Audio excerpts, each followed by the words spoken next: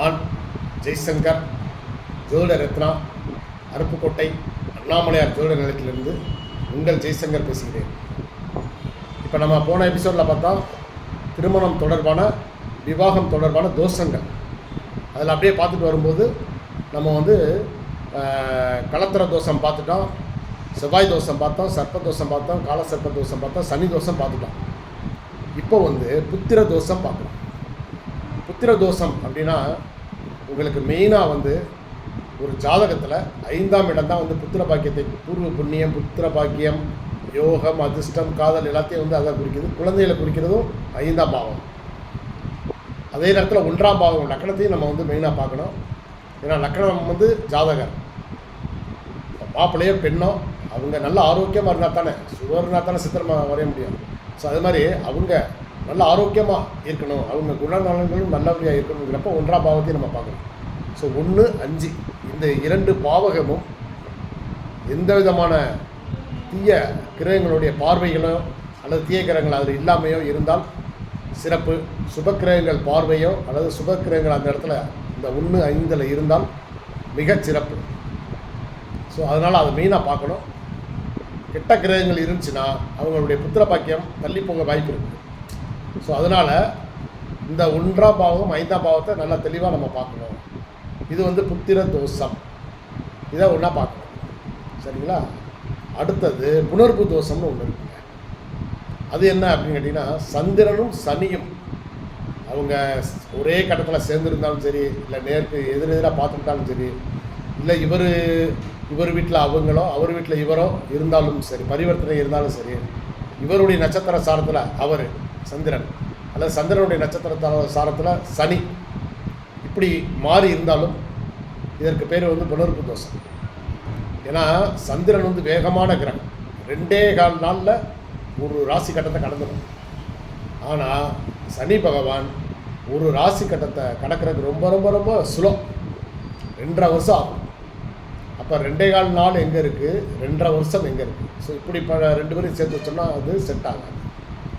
இந்த தோஷம் உள்ளவங்களுக்கு என்ன நடக்கும் அப்படின்னு கேட்டிங்கன்னா, இன்னும் திருமணம் ரொம்ப தள்ளி போயிடும், அல்லது இவங்க பொண்ணு பார்த்துட்டு போயிருப்பாங்க, எந்த பதிலும் சொல்ல மாட்டாங்க, அல்லது மாப்பிள்ளை பார்த்துட்டு போயிருப்பாங்க, ஒன்றும் பதில் சொல்ல மாட்டாங்க, அல்லது இவங்களை ஒருத்தரை பெண்ணோ பையனோ பார்த்துட்டு போயிருப்பாங்க, பார்த்துட்டு போகவும் அவங்களுக்கு வேற ஒரு இடம் அமைஞ்சிடும், அல்லது திருமணம் நிச்சயமெல்லாம் பேசி முடித்து மணமேடை வரைக்கும் போய் நின்று விடும். இதுதான் இந்த புணர்வு தோஷம்ங்கிறது. ஸோ இந்த இணைவு திருமணத்தில் மட்டும்தான் மெயினாக வேலை செய்யும். அதனால் மிகவும் நம்ம ரொம்ப கவனமாக பார்க்க வேண்டிய ஒரு தோஷம் புணர்வு தோஷம். சரிங்களா? அடுத்து விஷக்கன்னிகா தோஷம்னு ஒன்று இருக்குது. இது என்னன்னு கேட்டிங்கன்னா, அந்த திருமணம் தொடர்பான 1, 2, 5, 7, 8, 12 இந்த பாவகங்களில் தீமையான கிரகங்கள் சேர்க்கை, கெட்ட கிரகங்கள் பொதுவாக என்ன சொல்கிறோம் அப்படின்னா, செவ்வாய், சனி, ராகு, கேது, சூரியன் அது 50%. சூரியனும் அவர் நல்லது செய்வார், கெட்டது செய்வார். ஸோ அதனால் அவரையும் இந்த லிஸ்ட்டில் சேர்த்துக்குவாங்க. இவர்களுடைய இணைவு ஒரே கட்டத்தில் இருக்குது. அதாவது கெட்ட கிரகங்களுடைய பாவங்கள் இந்த 1, 2, 5, 7, 8, 12 இருந்துச்சுன்னா, அல்லது பார்வைகள் இருக்குது, அல்லது கிரக சேர்க்கை இருக்குது, பரிவர்த்தனை வாங்கியிருக்காங்க, சாரங்கள் வாங்கியிருக்காங்க அப்படின்னா அது ஒரு தோஷம். இவங்களுக்கு திருமணம் அதுவும் மெயினாக 7, 8 இந்த பாவ கிரகங்கள்லாம் ஒன்று சேர்ந்து நின்றுச்சுன்னா அந்த ஜாதகருக்கு திருமணம் ரொம்ப தள்ளி போகும், ரொம்ப தள்ளி போகும். பெரும்பாலும் திருமணமே வேண்டான்ற மாதிரி இருப்பாங்க. இப்படிப்பட்ட ஜாதகருக்கு யாரை இணைக்கலாம் அப்படின்னா, மறுமணம் தேடி வர்றவங்க, விவாகரத்தானவங்க, அந்த மாதிரி, அல்லது திருமணமே ஆக வயசு மூத்தவங்க, அதிகமான வயசான ஒரு ஆணோ பெண்ணோ இவங்களுக்கு அமைஞ்சாங்கன்னா அது பிரச்சனை இல்லை.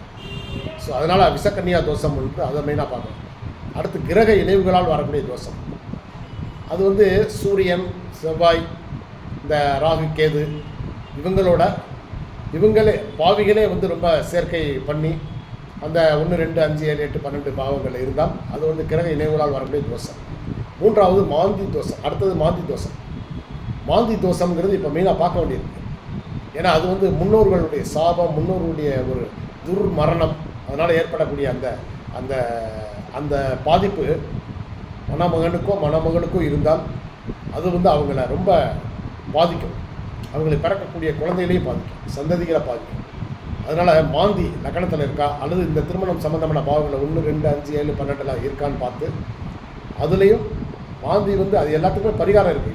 இப்போ சொன்ன இந்த தோஷங்கள் எல்லாத்துக்குமே இருந்தாலும் நிறைய பரிகாரங்கள் இருக்குது. ஸோ அதனால் ஒன்றும் சேர்க்கக்கூடாதுன்னா ஒன்றும் இல்லை. பரிகாரங்கள் முறைப்படி கரெக்டான பரிகாரங்களை பண்ணி இந்த இளஞ்சோடிகளை சேர்த்து வச்சோம்னா அவங்களுக்கு அவங்களுடைய வாழ்க்கை நீண்ட ஆயுள், நீண்ட ஒரு நல்ல என்ன சொல்லுவாங்க, வாழ்க வளமுடன் சொல்கிற மாதிரி ஒரு வாழ்வாங்கு வாழக்கூடிய ஒரு தகுதி நிலையை அடைவார்கள் என்று சொல்லி நன்றி, வணக்கம்.